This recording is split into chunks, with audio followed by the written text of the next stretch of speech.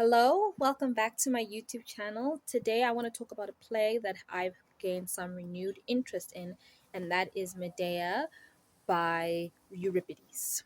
Off the bat, the first thing that I enjoyed about this play was how they described the intensity of Medea's grief. And it almost gets to a point where she makes a comment about how she wishes to die.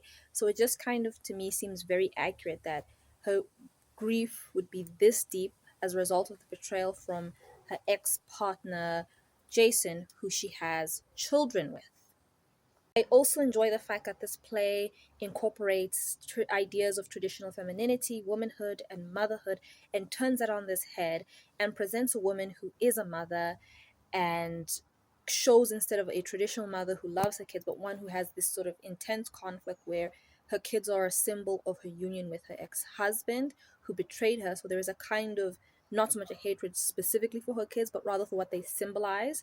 And this anger grows so intensely, and this resentment towards her ex-husband grows so intensely that she doesn't only harm his new family, so his new father-in-law and new wife, but the children that they have together.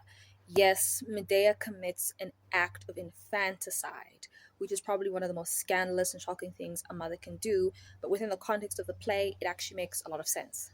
It relates, I think, to this very common idea in some online circles of how women shouldn't be Bob the Builder, or they shouldn't build men. And I guess you could even read it in that sort of contemporary sense where Medea, in a sense, built or helped Jason achieve his goal, and she, instead of being given a kind of return or a kind of gratitude, the kind of return that she gets is this act of betrayal.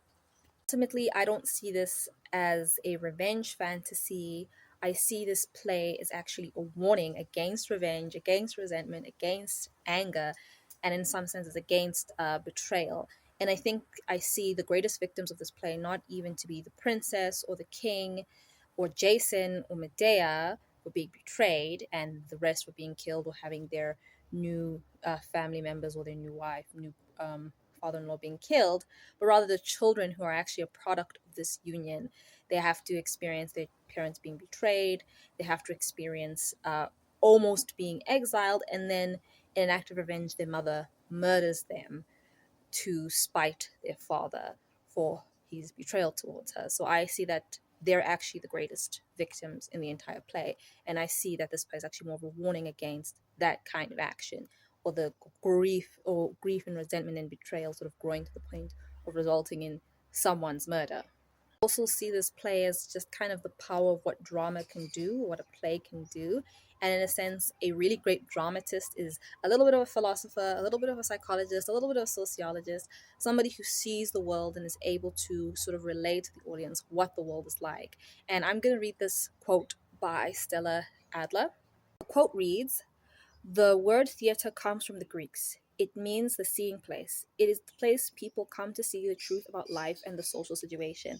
And I really feel that this place actually upholds that standard, that it really shows kind of the social situation around betrayal, resentment within a relationship, spite and contempt between people, and how that contempt in within a broken union can grow, and how it harms pretty much anyone around them, not just the individuals in that relationship. So I hope you really enjoyed what I had to say, and I hope that this has actually sparked an interest in you to kind of get into the play. I'm still trying to finish it. This is my second read around, and I'm probably going to watch it for the second time. But I hope that this has sparked some interest in you and in the theater in general, and I hope to see you in the next video.